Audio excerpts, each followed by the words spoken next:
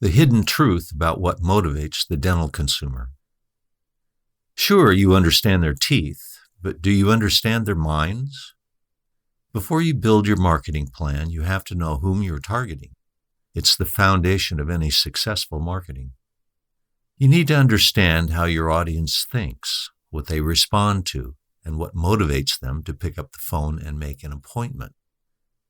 It may not be what you think. Dental practitioners understand dentistry, but they don't always understand the dental consumer. It's hard for dentists to step outside their own expertise and see how the practice looks to regular people who need dental care. They've dedicated years to the profession, and every year they accumulate more specialized knowledge about the latest techniques and newest technologies in dentistry. But they don't know how ordinary consumers see them, their profession, and their practice. For example, there is a major gender gap between dentists and dental decision makers. Currently, about 75 to 80% of American dentists are male, while about 89% of all dental appointments are made by women. However, even among female dentists, there is a stronger familiarity with dental science than there is in the general public, making it hard for dentists to understand the uncertainties and lack of knowledge that patients experience when the dentist has the expertise. Understanding the mind of the average dental consumer is a critical first step in developing a successful marketing plan. If you don't know what they want, how do you know what messages to use when you advertise? How can you speak their language and convince them that you have what it takes to deliver excellent service and care? This chapter will reveal the surprising truths about what motivates ordinary people to choose one dentist over another, and show you how you can use this information to gain a distinct competitive advantage. What's so great about you? A key factor in the development of any advertising piece is to differentiate your practice from other practices. Perhaps one of the most challenging questions for a dental practitioner to answer is, what makes your practice different from other practices? At our advertising agency, New Patients Incorporated, we have asked hundreds of dental practitioners this very question, and we have discovered that it's one of the most challenging questions we can ask. The most common response to this question is, in our practice, we really care about our patients, but this presumes that other dentists don't really care or don't care as much. Ask yourself, what does caring about your patients really mean? And is it realistic to expect your prospective patients to interpret this vague statement and truly buy into it? And how great can you say you are anyway? What further complicates the differentiation question is that most state dental boards have advertising restrictions that prohibit claims of superiority. Some make you state in your advertising that any services you are advertising are performed by a general dentist. Certainly, you cannot simply state in your advertising that you are a better dentist or offer better dentistry than any specific practice, or even as compared to other practices or corporate dentistry. So how do you effectively differentiate yourself from other dental practices? Understand the dental consumer's expectations. The key to differentiation is not to compare yourself to other dental practices at all. And the success of this strategy is based on some rather surprising realities in the way dental consumers form their expectations of dental services. The way they evaluate your dental practice is based on past experience coupled with a very limited amount of information about emerging dental procedures. They don't have that insider knowledge about the different dental practices that you compete with in your community. They don't see the nuances. They don't appreciate the subtleties.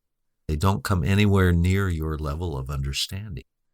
Trying to differentiate yourself from other dental practices might be a great way to market your superiority to other dentists, but it's not going to resonate with your target market, ordinary people. In fact, it's not going to mean a thing to them.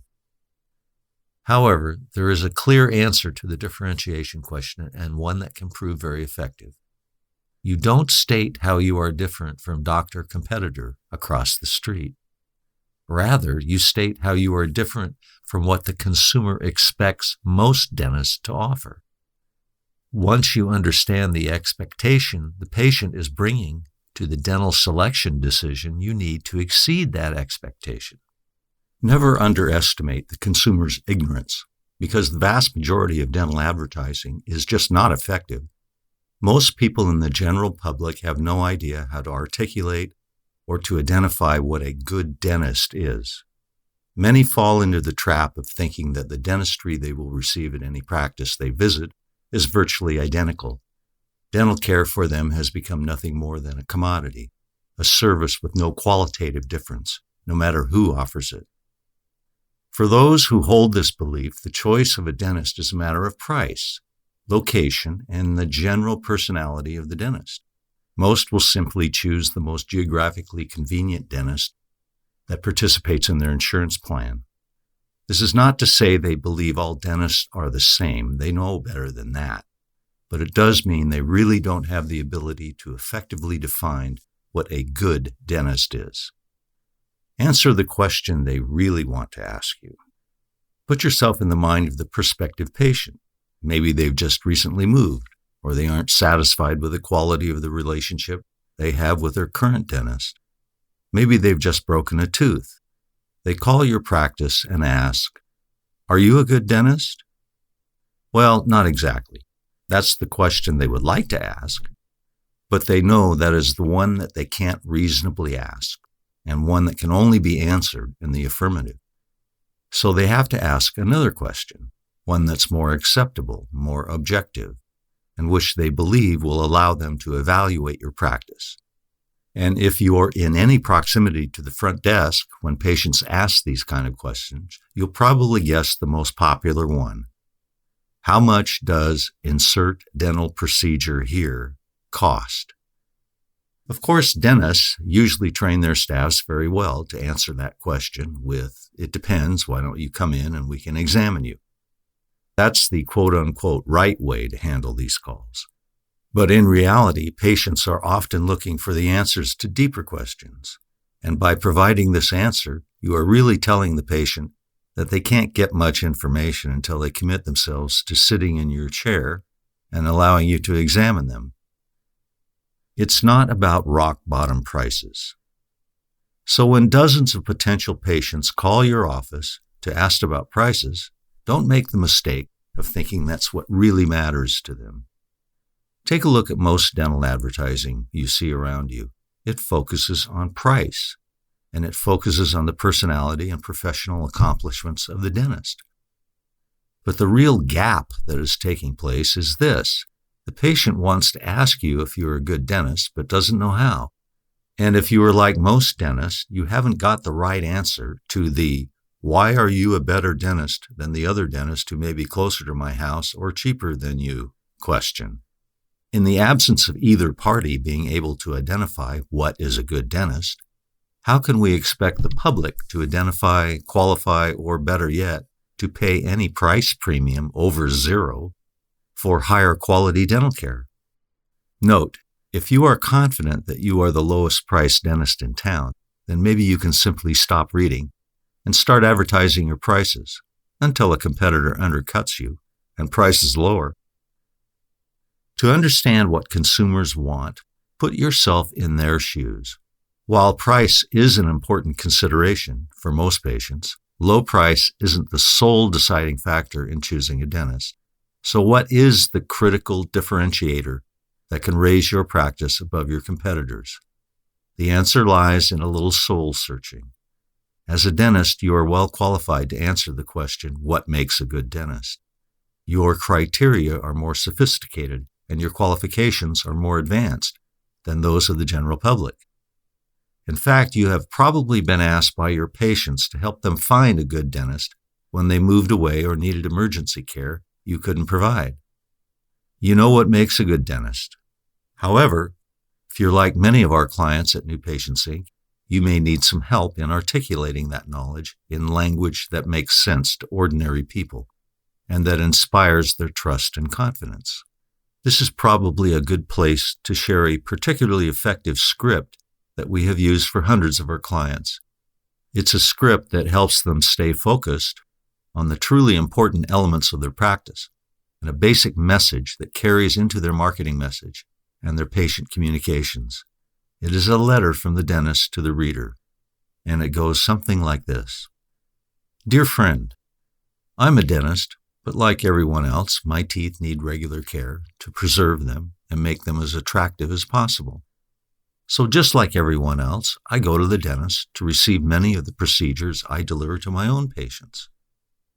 When I sat down to write goals for my practice, it occurred to me that the kind of dentistry I want to give to my patients was exactly the kind of dentistry I wanted to receive, and I can assure you that I would hold my dentist to some pretty high standards. I would want my dentist to see me as an individual, to know me personally and not merely treat me as a chart number or the next patient. I would want my dentist to foster this relationship by knowing what is important to me and respecting me as a person. And I wouldn't want to be taken for granted, even years into the relationship.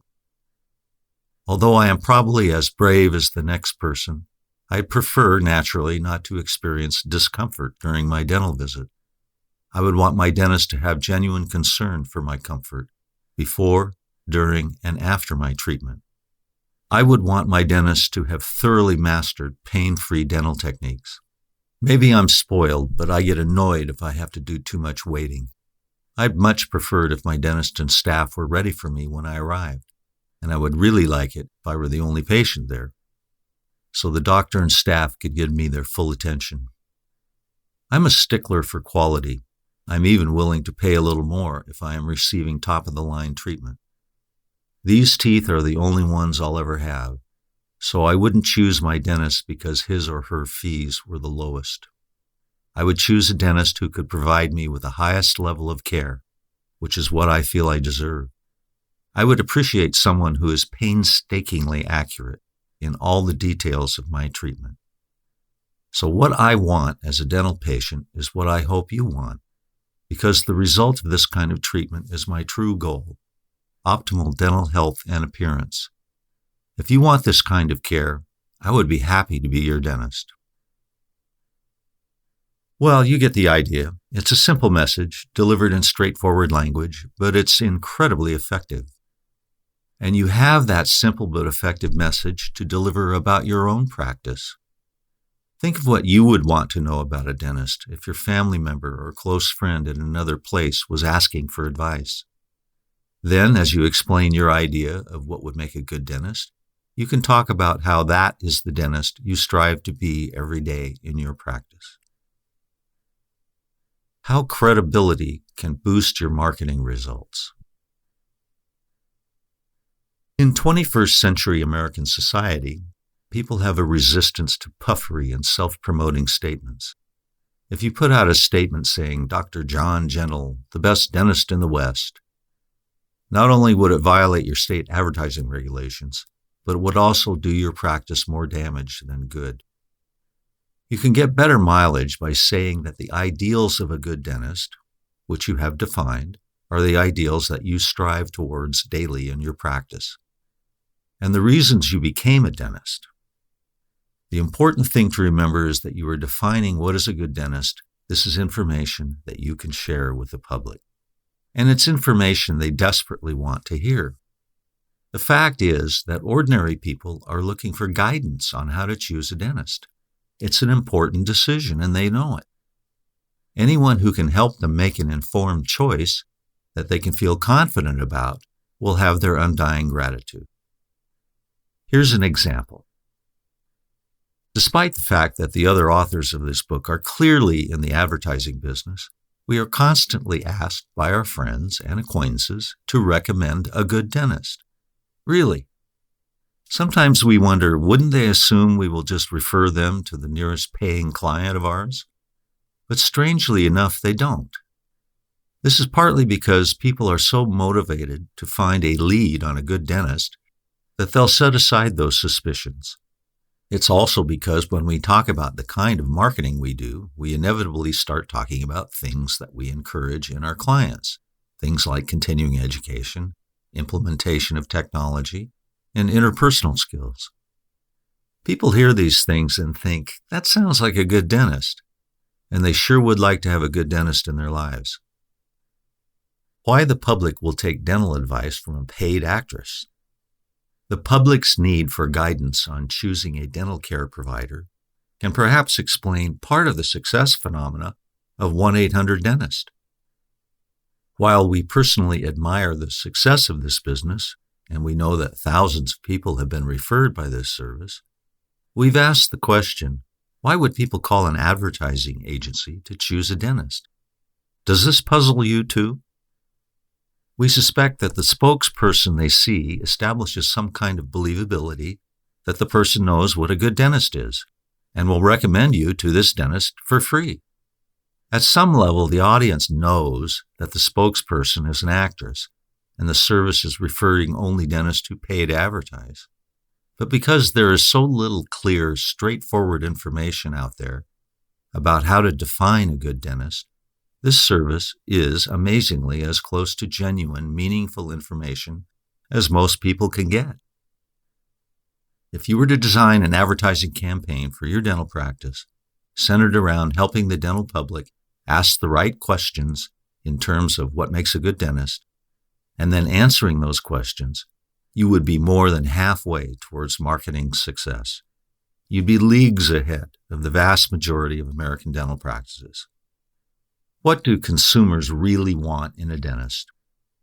We've talked about how you can communicate your own ideas about what makes a good dentist to gain the trust and regard of the average dental consumer.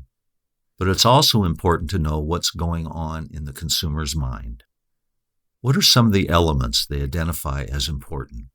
Is it all about price? Is experience the most important factor? Are people more likely to choose a dentist of the same ethnicity? What are those key factors that make someone choose one dentist or one dental practice over another? As dental marketing professionals, these questions are central to our business. And as a dentist with a vested interest in identifying your competitive advantages, they're critical to your business success. We didn't find definitive answers in existing research, so we decided to create and carry out a consumer survey.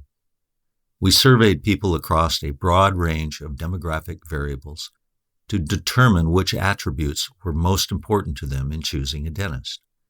Along the way, we made some surprising discoveries.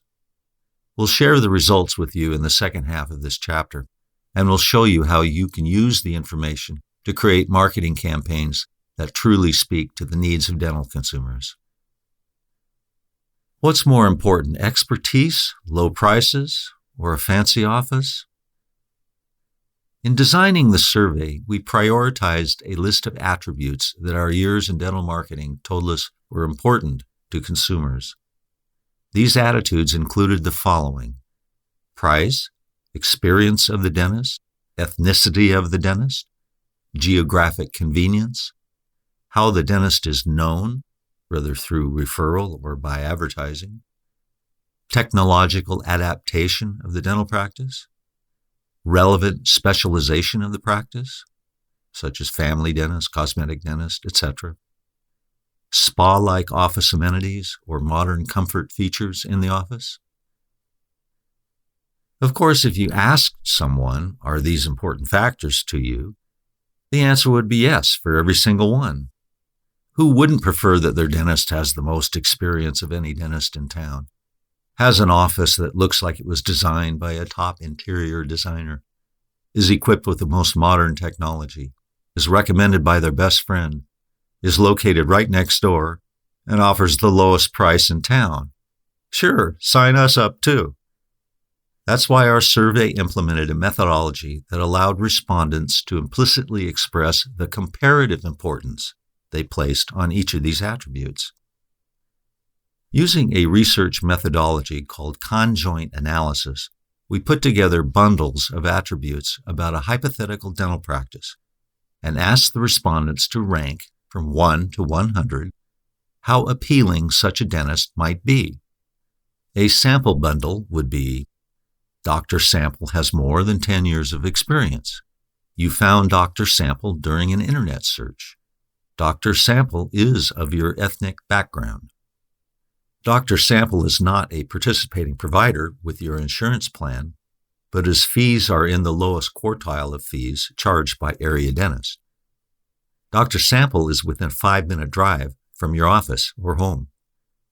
Dr. Sample tends to lag behind other practices in implementing new technologies that might result in more effective or less painful treatment. Dr. Sample will see your entire family, including children. Dr. Sample offers spa-like amenities, such as aromatherapy or paraffin waxing. Reading this snapshot of Dr. Sample, we probably know more about him than most people know about the dentist they are calling. We know he's in the lower fourth of dentists in pricing, information that is not readily available to most people choosing a dentist. We also know he is a technological laggard. He's certainly not everyone's ideal dentist, but he's probably a good snapshot of a real dentist that a patient might actually have as an available choice in their town. While Dr. Sample isn't perfect, he wouldn't be the last dentist on earth that we would choose for our families. Let's say someone gives Dr. Sample a 65. Then we can go to Dr. Sample 2, who might have 6 of the same attributes, 1 worse. He's a 30-minute commute away instead of 5 minutes. And 1 better, he's highly recommended by your coworker instead of being the result of an internet search. If a survey respondent gives Dr. Sample 2 a 68, then we know that person is willing to put up with a longer commute in order to enjoy the comfort of having a dentist who was referred by someone they know. And the distance between 65 and 68 is an indication of how much importance that person places on the attributes in question, in this case, geographic proximity and referral from a trusted friend.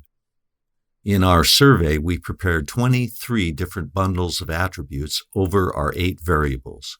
These bundles included high-priced dentists and low-priced dentists, nearby dentists and faraway dentists, technological innovators and technological laggards, dentists referred by trusted friends and dentists only known of through advertising.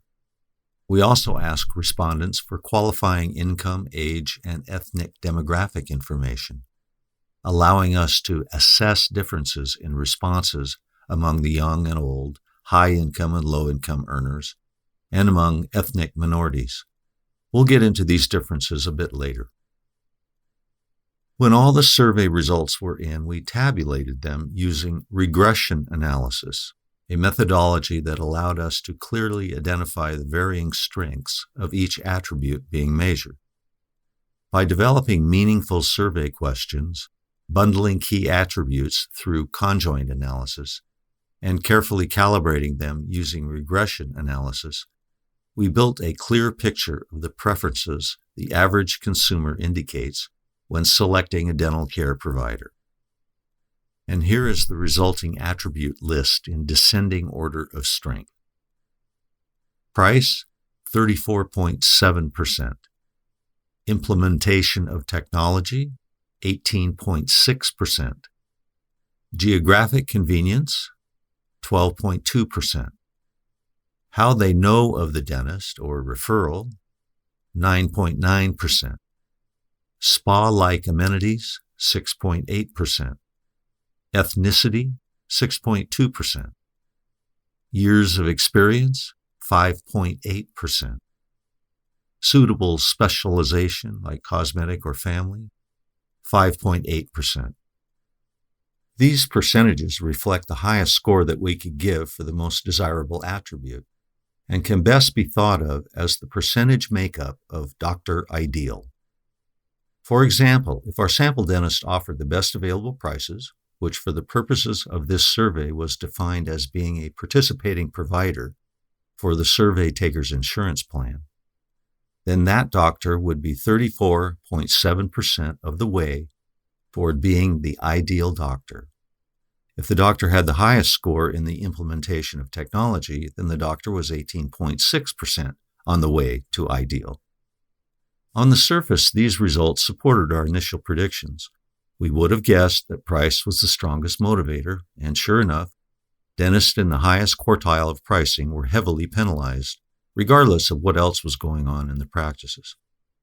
And the low ranking of the bottom of the 4 categories, amenities, ethnicity, experience, and specialization, tell us that these considerations are far less important than the first 4, price, implementation of technology, geographic convenience, and whether they found the dentist by referral, advertising, or website. So let's take a closer look at these 4 most powerful attributes in the consumer's decision-making process. Powerful attribute number 1, pricing. Consumers are price sensitive, but we included 5 different price variables in our survey. Participating provider, dentist who participated in the consumer's health plan. Non-participating, but in the lowest price quartile. Non-participating, but in the medium-low quartile. Non-participating, but in the medium-high quartile. Non-participating and in the highest quartile. We would point out that in this survey, the respondents had a clear picture of pricing relative to other dentists that they would not normally have when choosing a dental care provider. But by making this information available in the survey, we were able to pinpoint more accurately the preference for lower pricing and the tolerance for higher pricing among consumers. Here's a snapshot of the survey results on pricing, along with a couple of key demographics. There's a graphic for this on page 23 of the book. And here are the insights we can infer from the numbers. Number 1, price matters. Participation in a person's insurance plan is the preferred pricing structure for all categories of respondents, even for high-income and college-educated persons. This seems to be the mechanism by which respondents can evaluate that they are getting the best pricing. We would point out that of all the demographic classifications in our study, respondents over 65 saw the lowest, albeit still high, value in dentists who participate in insurance plans. This may be because many of the older respondents did not actually have an insurance plan and therefore ranked insurance participation as a lower priority. It's also interesting to note that seniors have the highest price sensitivity to the top quartile of pricing, which means they have a low tolerance for higher priced dental care. Number 2, quality matters too. Just because people value insurance plan participation doesn't mean they put price before quality. For instance, we didn't anticipate that the high-income earners on our survey would value plan participation so highly. We interpret this to mean that their dental plans provide them with a high degree of choice, allowing them to choose a quality dentist within their plan. This theory is supported by the fact that high-income earners are also the most likely people to visit dentists in the highest quartile of pricing. Number 3, some consumers are not as motivated by price. Our survey found that high-income earners and college graduates are far less interested in finding a dentist in the lowest price quartile than their peers. We also discovered that women are much less motivated by price when making a decision about a dental care provider. Women scored 19.5% compared to 23.9% for men on their preference for the low price quartile. In addition, women's tolerance to the highest price quartile is double that of their male counterparts. Since women are the prime decision makers when it comes to the choice of a dentist for the whole family, this is information you can't afford to ignore in your marketing efforts. The key takeaway about price from our surveys is that yes, price matters, but some of your market segments are willing to pay a premium for convenient, high-quality dental care. Powerful attribute number 2, technology, a golden marketing opportunity. The next significant attribute in our survey was the implementation of technology. We tested 3 variables for this attribute: early adopter, mainstream adopter, technological laggard. This helped us understand the level of technological leadership the average consumer was looking for in a dentist. Our survey results were as follows: technology leader, 18.2%. Technological mainstream, 18.6%. Technological laggard, 2.2%. 12.2%. You see, your CAD/CAM isn't just something that makes your job easier. It's technology that helps you create more precise, better-fitting crowns and other dental prosthetics. That's value you can sell to dental consumers, and it may be old news to you, but to your patients, it's something straight out of the pages of Omni magazine or maybe even James Bond. The message here is very clear. People aren't necessarily interested in whether you are the first dentist in town with the latest gizmo or dental technology. However, there is a strong demand for dentists who stay in the technological mainstream, and if they perceive that a practice does not maintain itself within the mainstream of technology, there is a substantial downgrade in the minds of dental consumers for those practices. This is information you can use to hone your advertising communications to prospective patients and especially to existing patients. When your practice implements a new technology, you will see great value in making sure existing patients know about it. It doesn't mean that they will go out and refer 5 new patients because you told them that you implemented a new laser. But newsletters, advertising pieces, or website updates that talk about new technology implemented in the practice reinforce the idea that the practice is at least keeping up with the technological mainstream, if not leading technological implementation. This is very important for your patients to know. They may have become your patient in 1995, however, they certainly want the best dentistry available today, not the best dentistry of 1995. Letting current and prospective patients know that the practice is keeping up with the latest technology can be as important as the benefits of technology itself.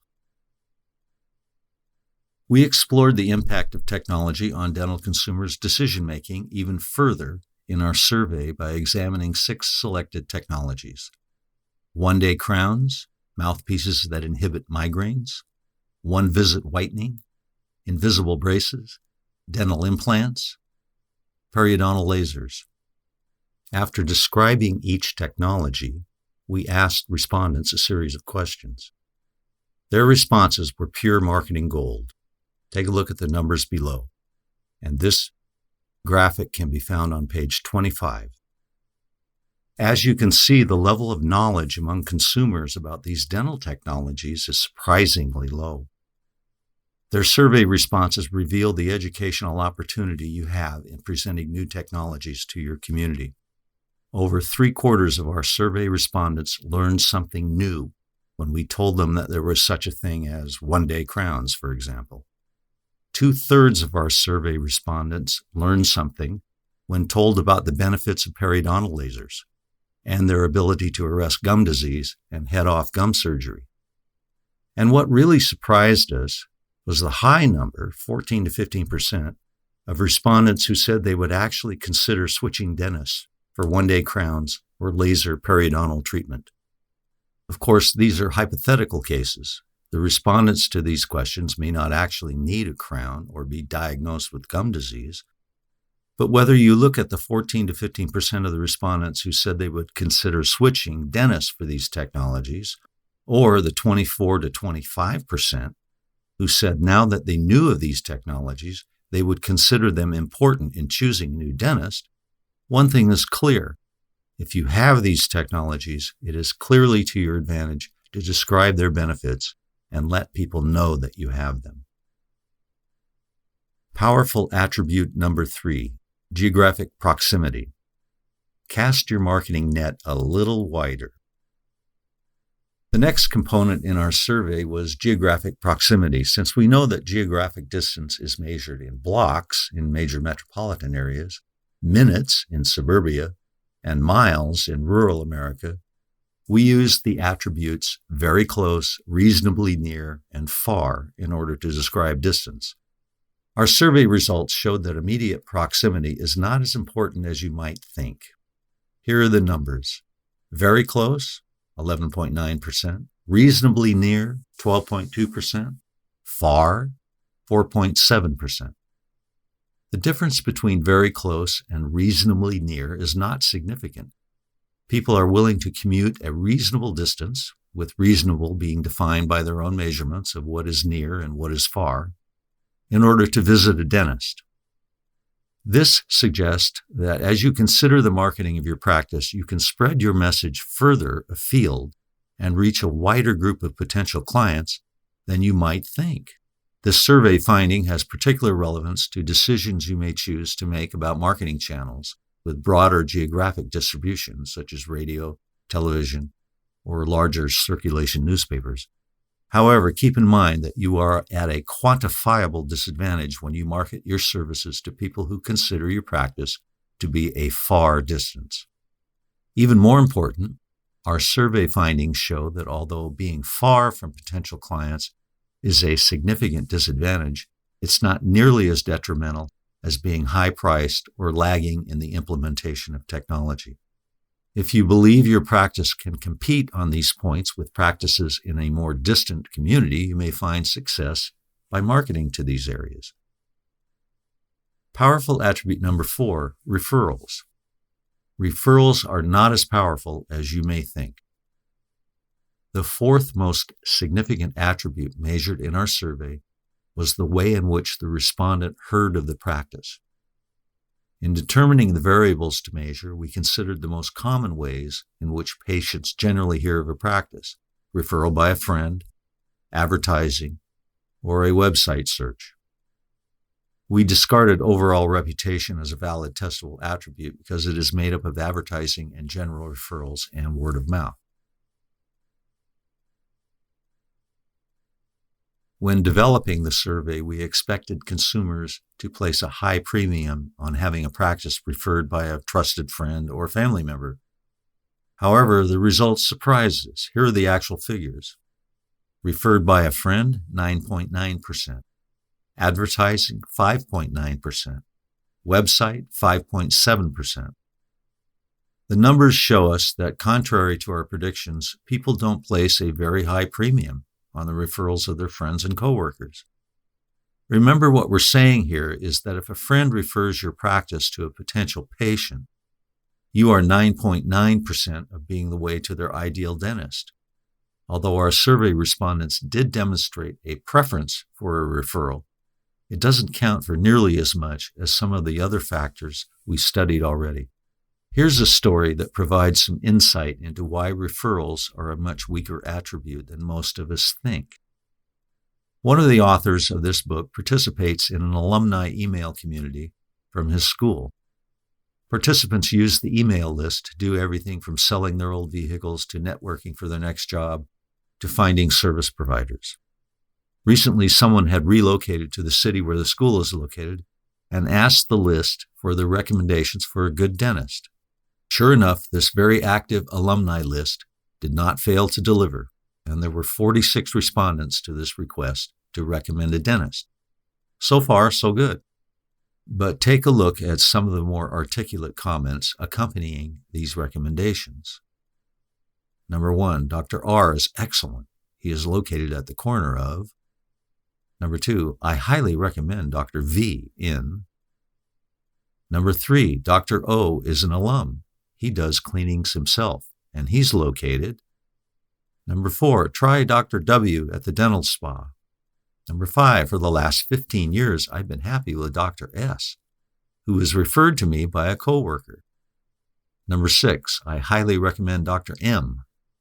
Number 7, I've been seeing Dr. V for the last 4 years. She's friendly and professional, as is her staff.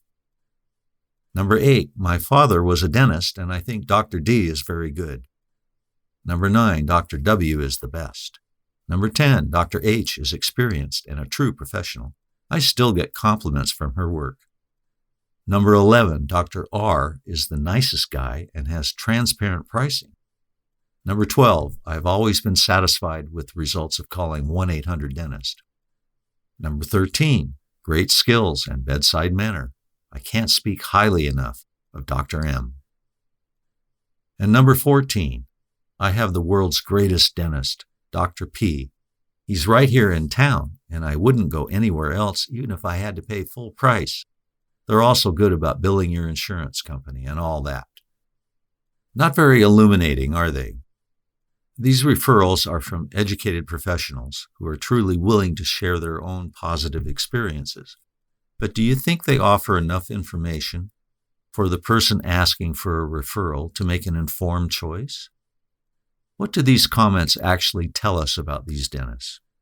Well, we know the geographic locations of these practices. We know that number 4, Dr. W, probably has a nice office.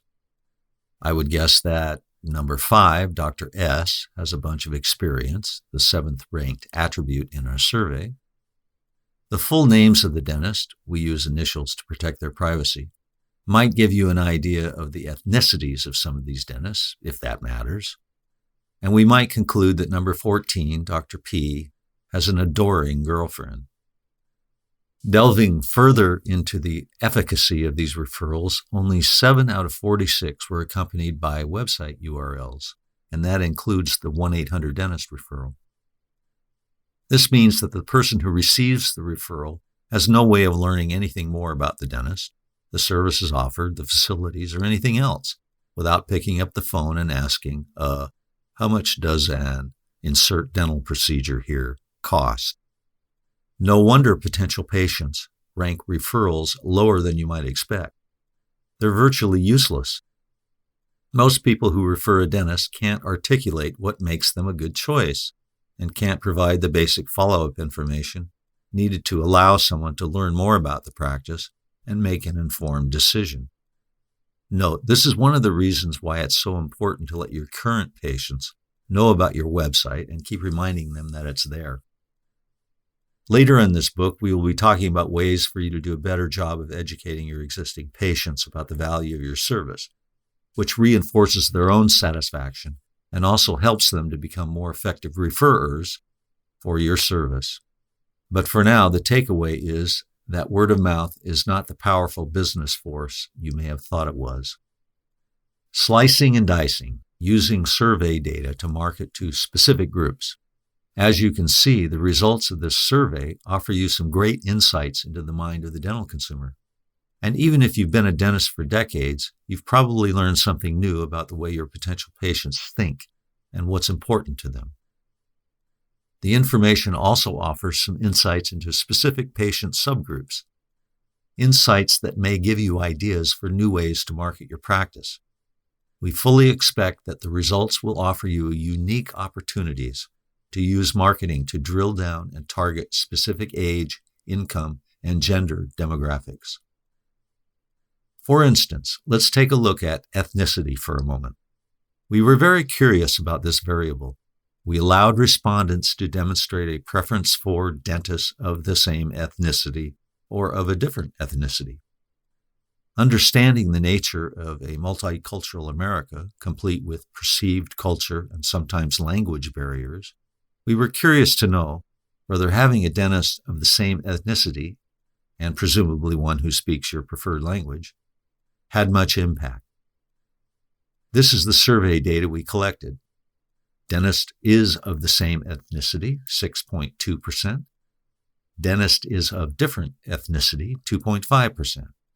The data shows a clear preference for a dentist of the same ethnicity, although the overall weight of this variable is insignificant when compared to the influence of more powerful attributes such as price, location, and technology. Women are the most important subgroup.